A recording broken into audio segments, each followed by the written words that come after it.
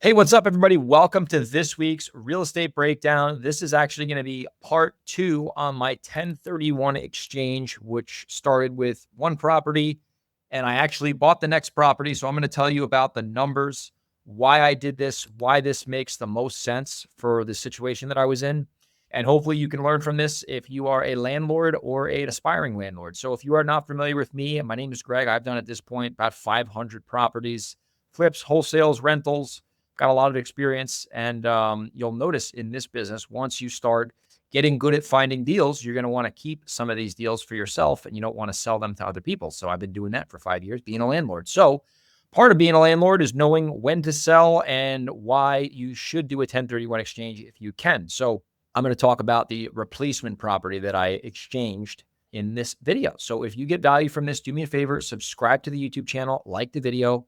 If you're listening to this on audio, if you can share this show with somebody else who you think would benefit from it, that would be great. And if you are a super fan, if you can repost this on social media, that would mean a lot to me. So let's get into the video. Let's break the deal down. This actually was a condominium in Newburgh, New York. I am not going to dox the address because I don't want to reveal where my tenants live because that's none of your business, watcher/listener. So I bought a property 4+ years ago. I ended up renting it for a long time. Tenant stopped paying the rent. I ended up evicting him because he didn't pay. Tried to work a deal out with him. Didn't want to work with me. So he ended up getting removed via the sheriff. And I was planning to renovate that property and re-rent it and just keep it the way it was after it was renovated. And there was a bunch of problems that happened. A contractor stole money from me. It ended up being way more than I thought. So I was actually just going to sell it. And that's what I ended up doing. But I was going to just sell it outright the regular way and pay some capital gains on that and recapture all my depreciation. And when my CPA told me how big that bill was, I almost freaked out. I did freak out. I was like, oh my gosh, that's really doesn't make any sense to sell. But I was already in contract with a buyer, so I had no choice. So I ended up getting in touch with the neighbor because when my crooked contractor, he damaged the unit next door, and the owner of that rental called me and said, hey, can you please fix this and pay me back? And I said, yeah, of course. I'm not going to screw you over. We became friendly. This guy was a good guy. We stayed in touch, and I told him, I said, hey, would you ever consider selling me your rental? And I didn't really think he was going to say yes to that, but he considered it. And after probably a month worth of follow-up, I ended up getting him to say yes. And the way that we structured the deal was like this. I sold my condo as is, which was the previous property, for $70,000 to a cash buyer on the market for the most amount of money I could get, which considering the condition it was in, I got a pretty good price for it. I knew these properties renovated in fair shape are worth about 115 to 120. So when I spoke with the owner of the new property who I ended up buying it from, I knew that I had to at least pay 70 because if you 1031 without giving you tax advice, your replacement property needs to be equal to or greater than the property that you sold, or else you're going to have some tax issues. So we finally agreed on a number, and I agreed to give him $92,500 plus the $1,200 in damages that my stupid contractor caused. So it was really effectively, let's call whatever, 93 and a hook or whatever it ended up being. So the way that we structured the deal was we signed a contract. It was a cash sale, which is true. And I told him that once I sell and close my first property, the money's going to sit in a 1031 account with the intermediary. And then when I close on your property, I am going to just have them send you the money through the attorney. And I'm going to come out with the difference, which was like, I think it was like $33,000 off the bone or something like that. So not bad. That was my out of pocket. And we're going to do the closing. And then once we do the closing, you're going to give me your tenant's information and we're going to go from there. So we ended up closing, which is great. We closed last week. And here is the risk that I ran here. And I'll tell you why I did it. And why I decided to proceed with this deal. Because while we were going down the motion of our due diligence, which we didn't do much on, but he sent me some pictures of the unit. The unit's in pretty good shape. Like it's totally rentable. It's clean. It's crispy. But I said, can you please send me a ledger of the rent that you've been getting paid over the last couple of years? And he said, I don't have a ledger because the tenant pays me in cash. So I said, oh, okay, well, the tenant pays you in cash. I mean, I really have no way to track that this guy's even paying you. Obviously, I'm going to go off your word because you sound like an honest guy. But my one stipulation is going to be when I buy this property, you got to let the tenant know that he's going to have to pay me electronically. I will not accept cash as a landlord. I don't do that under any circumstances. So I said, please let your tenant know that he's going to be paying the new rent to me via my software or at the worst case, Zelle. So the plan is to hopefully collect some rent on the first. And here is another reason why I ended up, I think, getting this deal. And mind you, let me just give you the numbers. So I paid $92.5 for the property plus the reimbursement. So let's call it 93 off the bone. The property's worth 115 to 120, as is, where is the way it sits. So I still bought a deal with a little bit of equity. Now it's not a ton of equity, right? Because they're not worth that much, but I still went into this deal with, let's call it $25,000, $30,000 of free equity, which ultimately goes right to your net worth. So that was cool. And the second thing I looked at is because it's unencumbered and there's no mortgage on it, the only expenses you have in this complex, at least, are if you have a mortgage, obviously you have that, but in this case, I don't. So the expenses you have, if you own them in cash, is you have property taxes that are due twice a year, and you have a monthly HOA. So that's the only expenses. Everything, obviously, you got to save some money for maintenance and whatnot, but these are condos, so they're in decent shape for the most part. So ran the numbers. I found out the tenant was paying a little over $1,000 a month, and I paid $92.5 for the property. So that's over the 1% rule, which is awesome. So this property immediately will cash flow. It'll probably make, if I'm doing my math correctly, so $184 a month is the taxes. The common charges are $306. So my insurance is $28 a month. So my expenses on this property are like $520 a month to round it up, and it brings in a little over $1,000 without revealing what that number is.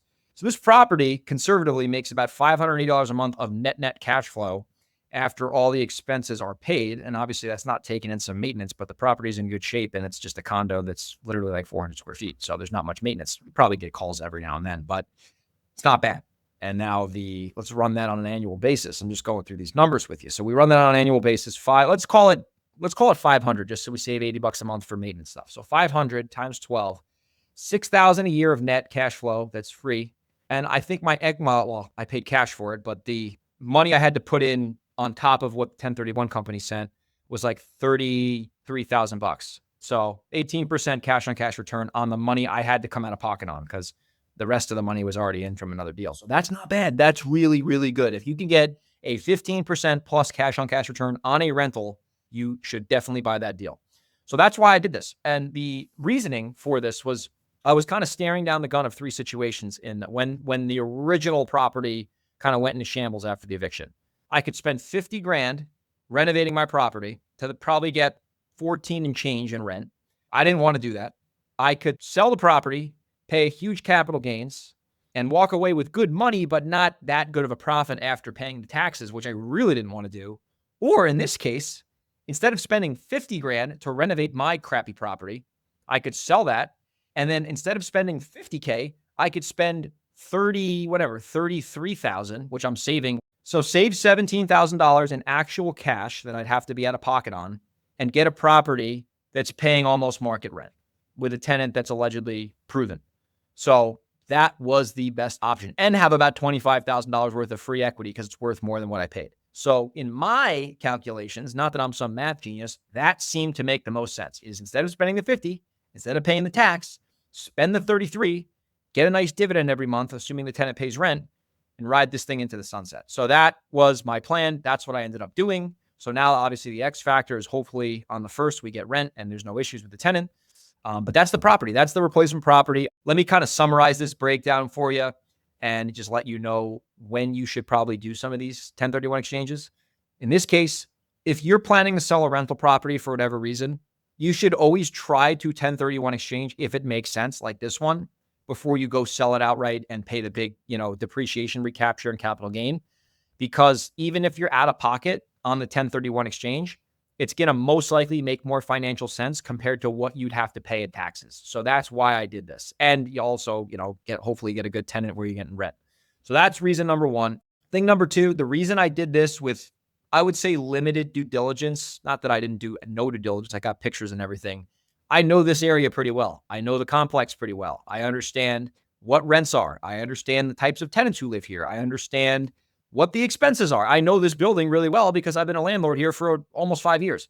So I really didn't have, and I literally owned the unit next door for 4 years. So I knew the place kind of like the back of my hand, and I was comfortable buying this thing sight unseen with cash. So you got to understand, if you're going to be a landlord, you want to be really specific to a certain area. Now, if you are living in San Francisco and you're like, I cannot buy rentals here, I get it. But if you're going to go into another market, I would pick one area that makes a lot of sense and get really familiar with how it works there. I wouldn't buy a property in Kentucky and then go to Tennessee, and then go to South Carolina, and then go to Nevada, and then go to Utah. I would stay in one area if you are not living where you're living and the numbers don't work, because you want to go an inch wide versus a mile deep, or an inch deep versus a mile wide, whatever that saying is. So hopefully you got value from this. I could talk, for another 20 minutes about this, but I don't want to be repetitive. If you're in the Hudson Valley, or you're in Delaware, or you're in the Seattle area, and you have a house you want to sell me, I'll buy it if you are a wholesaler. Or if you don't want to sell me a house directly, I'd love to JV with you. We have been JVing with people all year long. We've been doing it for years and years and years. We've done six-figure wholesale deals that we've JV'd, and I've paid wholesalers six-figure wholesale fees. So if you have a deal, send me an email, greg@velocityhousebuyers.com, or you can send me an Instagram direct message at grego_37, and I'll see you on the next real estate deal breakdown.